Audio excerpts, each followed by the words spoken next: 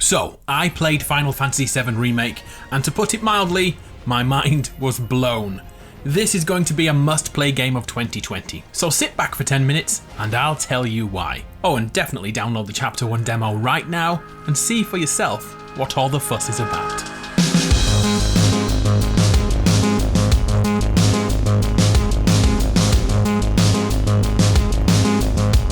I'm gonna try my best and not talk about 1997's Final Fantasy VII and that lineage. Every time I reference the OG game, you'll hear this sound.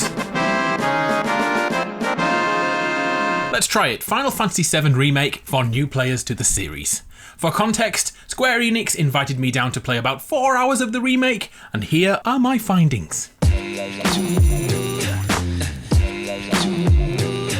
I'm starting with the 3 ways to play the game. They feel largely different. Fights in Final Fantasy VII Remake are hectic. Multiple enemies and allies on screen at once, all beating 10 bells out of each other. To counteract the hectic combat, a touch of the X button and time almost stands still. This is a respite. This is your opportunity to take stock of events and decide on your next move, selecting an attack, a potion for health, or maybe some magic. All of this with the knowledge that you won't be punished for taking your time.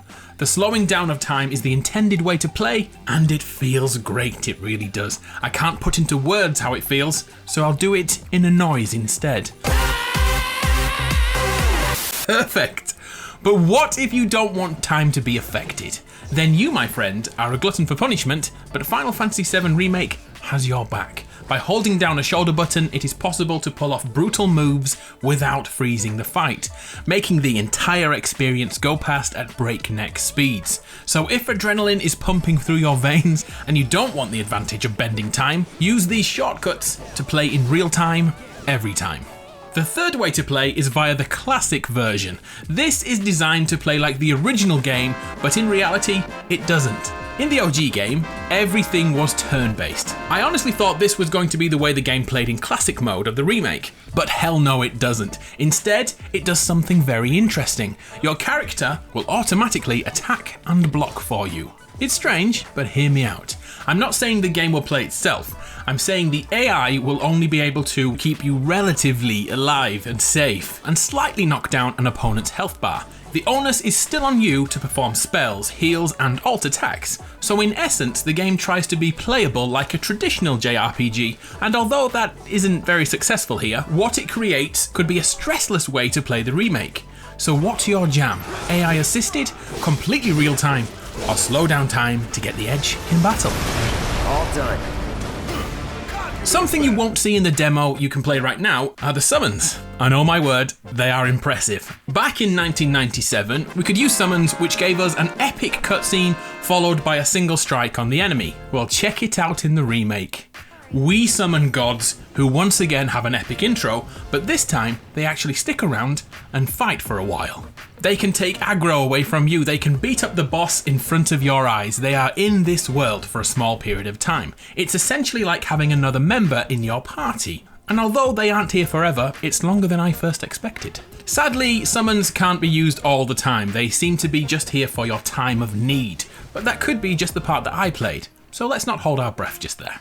Let's take a step back to the narrative. Final Fantasy VII tells the story of a seemingly terrorist group attempting to change the world and free it of huge corporations who harvest the Earth for Mako. Let's not go too deep here, but that's the planet's life force. If that doesn't interest you in the slightest, well, this may not be the game for you, because Final Fantasy VII Remake is completely story focused, and this version is doubling down on all interactions between characters.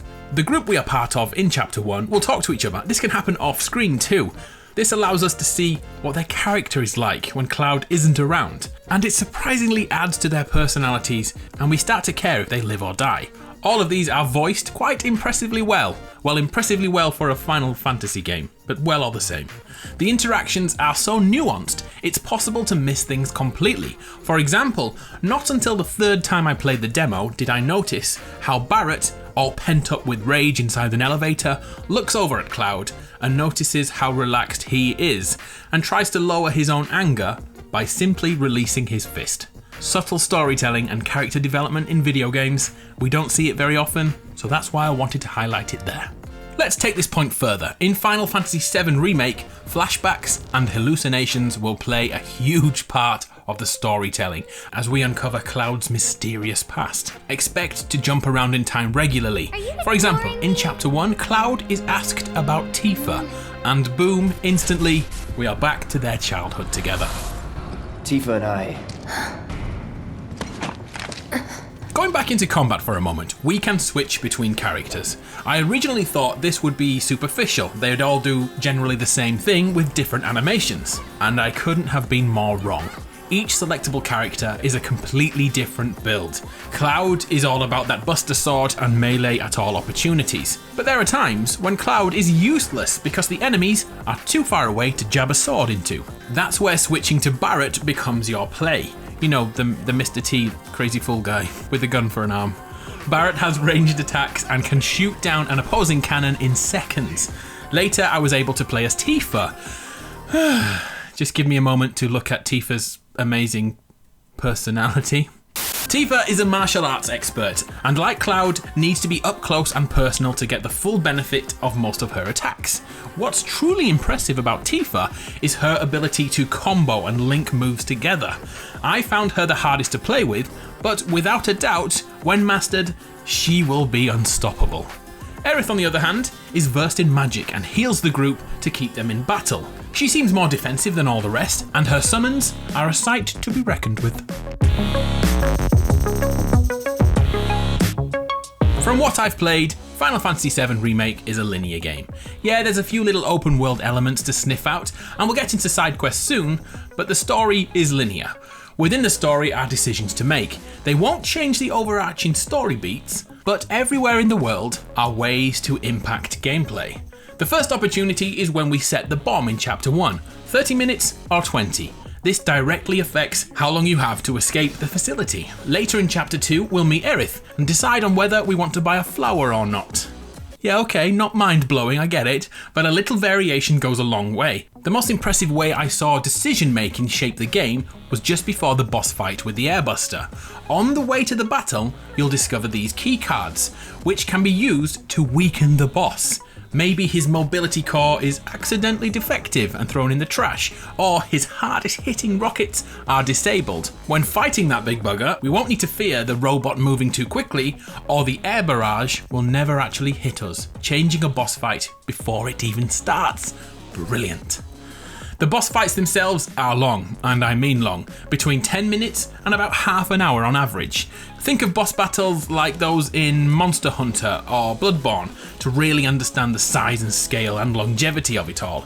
Each battle has phases as the boss is weakened, changing tactics on both sides. I found that each time the battle amped up, the stakes felt greater. Fighting for 25 minutes to make one false move and ruin the entire battle is excruciatingly tense. Oh, and just in case you think you'll be forced to fight the entire 30-minute section again, do not worry, my friend. Autosaves happen regularly here, including within each boss fight. It's also possible to save when you see fit. No more hunting down a save point like in 1997. Huzzah for modern video game mechanics. Another important mechanic in Final Fantasy VII Remake is the stagger system. It's super simple and super rewarding. Under each enemy is an orange bar which slowly fills during a fight. Max this out and they will stagger.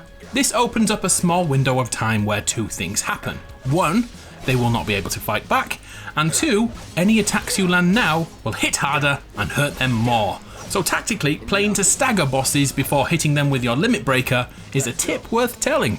The original Final Fantasy VII was littered with great minigames like snowboarding or motorcycle riding. We now know that they are here in the remake. So far, we've seen a keep fit competition in a gym, and more subtly in my playthrough, a subtle timing of a switch with other party members to open a door. We'll have to wait to see if there are more mind-blowing or mind-numbing minigames in the final version of the game, but they are here and they will break up gameplay.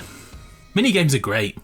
Okay, we've spoken about combat way too much. Let's flesh things out a little. How about side quests? Although I haven't played a side quest thus far, we know they exist thanks to Final Fantasy VII's Twitter account, which highlights some of the weird and wonderful things we'll be doing away from the core story.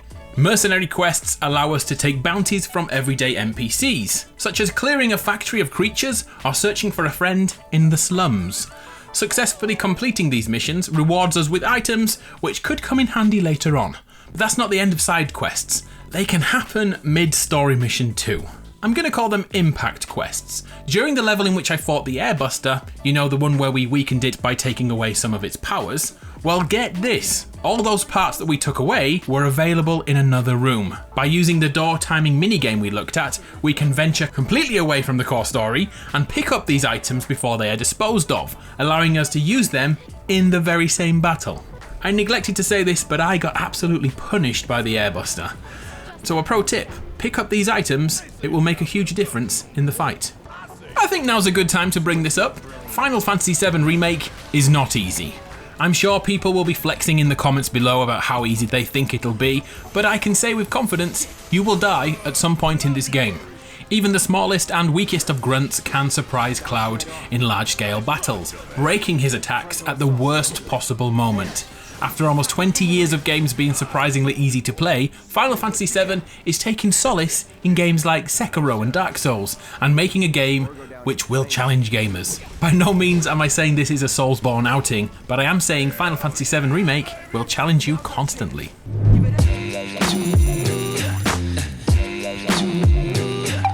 In the original game, I know I said I wouldn't talk about original game, but I am now. If you played every encounter correctly, Cloud would go on a date with Barrett. Now that is a real bromance.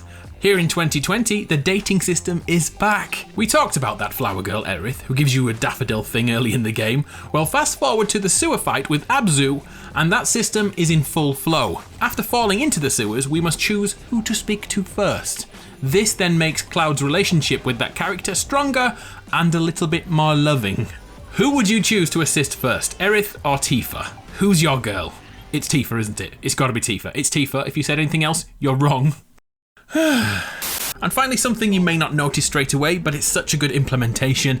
It's all about that soundtrack. It's the same soundtrack as 1997, it's been dragged forward into 2020 and lovingly kept the same. I mean, the melody is identical. What's great here though is the new dynamic music system, which sees different versions of the same track switched out effortlessly to reflect what's happening on screen.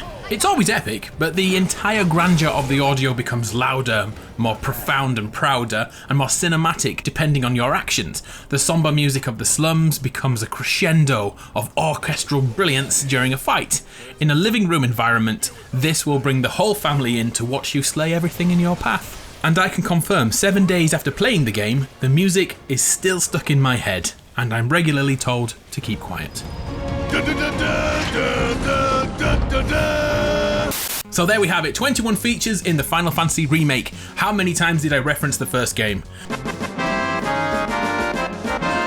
Oh, my bad, I apologise.